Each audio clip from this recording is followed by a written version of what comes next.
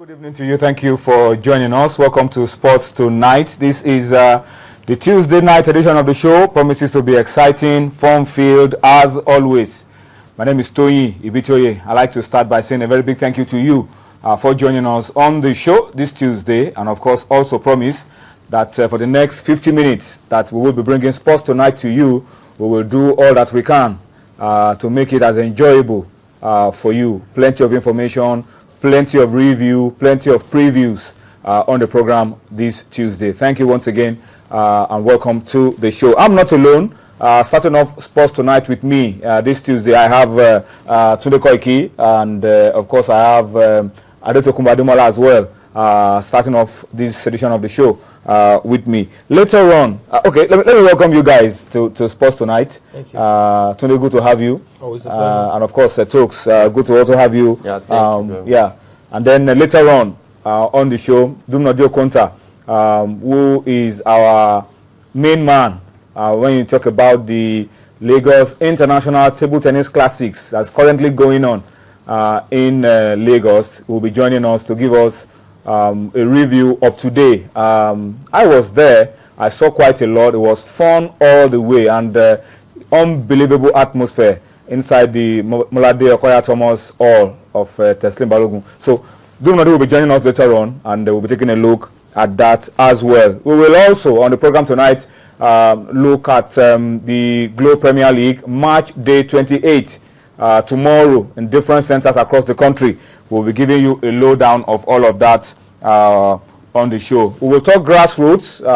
The other day we talked about the Ogun State government, the First Lady of Ogun State, going the way of grassroots sports development, sending talented kids, footballers to Italy and France. We'll get you an update on that on Sports Tonight as well. And of course, as we speak, gentlemen, games are going on in the UEFA Champions League. We'll talk about that as well. And of course, US Open, good day for top seeds.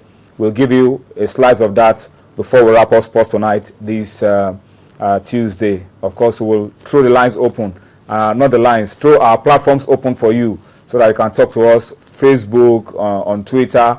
Let's know what you think about some of the issues that we'll be raising on the program tonight. All right, so that's the setting on this Tuesday, gentlemen. Let's start very differently today. Let's start from the basketball courts. Nigeria is involved. We're talking about Afro Basketball Championship, the 2013 edition taking place in Cote d'Ivoire. The surprise of the day, the upset of the day, is that defending champions Tunisia have crashed out.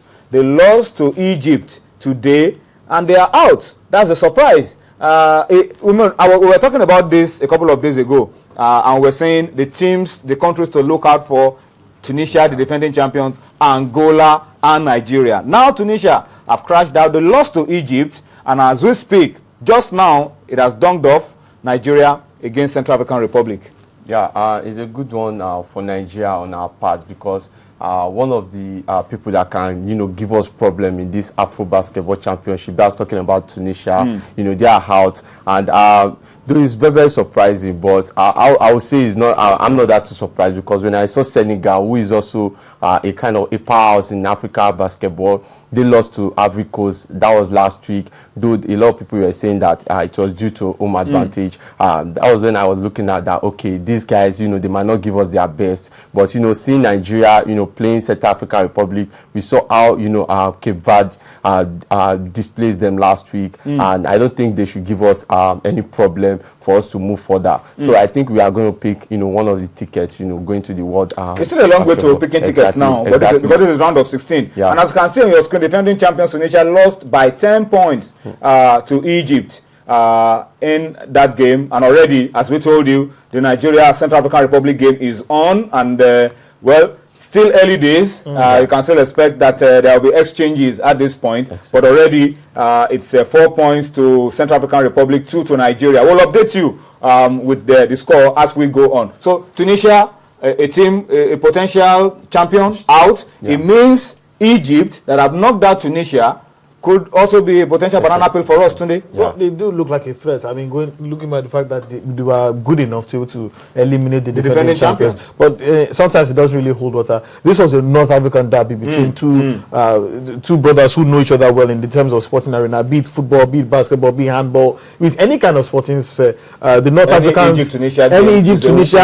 Egypt, Algeria, Morocco, Algeria, anything that concerns the Maghreb, or the northern part of Africa, is always going to be nothing less than a local derby. So you expect there might be upsets in those kind of matchups. So for me, it might not be really an indicative of whether the balance of power has shifted from Tunisia to Egypt, but we do have to give them respect. If they are good enough to eliminate a team of the stature of Tunisia, who are also at the Olympics as well, who also have decent players who play in the European circuit as well, then they are worthy of respect. Nigeria, early days yet against the African Republic. Have you seen any difficulty for our team? Our team is short. We lack depth because of injuries, and that could be a factor, because this is the knockout phase of the competition.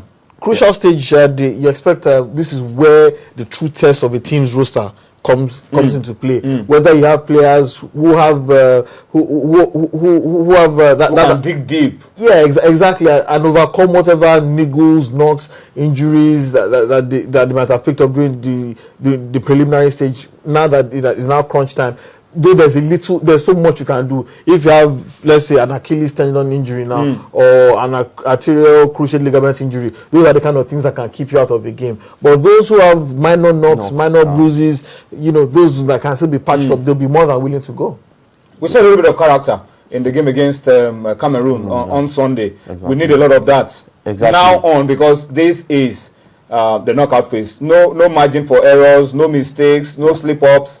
Yeah. This is the main one. Yeah, I too agree with you, because there was a point in time in that game between we and Cameroon where we were 10 points behind. 10 points behind, but the way the Nigerian team, the way they came back and won that game, it shows that they have the character to go ahead. But playing against Central African Republic, for me, I don't see them having created any problem for Nigeria. I think Nigeria team, we just do enough to find a way of edging these guys. Though it's early days yet, we train by just 2 points. I don't think that will be a kind of threat. They will be a kind of threat to us. But the Nigerian team, despite the fact that we are having problems, due to injury, I believe that we still have depth in that team, which there are still boys which can come up, and deliver for us. All right, we'll update you as we go on with that game currently going on, round of 16 in the Afro Basketball Championship, Nigeria against Central African Republic. It shouldn't be too much of a problem for Nigeria, but at this stage of the competition, you take every game very, very seriously, and we wish that the Tigers will continue to ride on the performances we've seen so far in this competition. From the first game against Mali to the game that they won on Sunday against Cameroon, it's been smooth sailing for the Nigerian team, the D Tigers. We hope that will happen again against Central African Republic in the game currently going on. Gentlemen, before we go on a break, apart from basketball, there's also UEFA Champions League currently going on as well. Second leg of the qualifying round for the UEFA Champions League. You win this qualifying round, you move straight into the draw for the group phase of the UEFA Champions League. And games are currently going on across Europe. All right, let me just quickly get you up to speed with the results of games currently going on. Arsenal, early goal in that game against Fenerbahce. From the first half they scored, so it's 1-0 to Arsenal in that one. Arsenal fans should be jubilating, because I think it's clear, unless something of unimaginable proportions, a tragedy happens, I think Arsenal can beat their chest and get ready for the main draw. Austria Vienna 1-2 down to Dinamo Zagreb. There's still a lot to play for in that game. FC Basel and PFC Ludogorets 1-0 to Basel in that one. Legia Warsaw 1-2 down to Steaua Bucharest,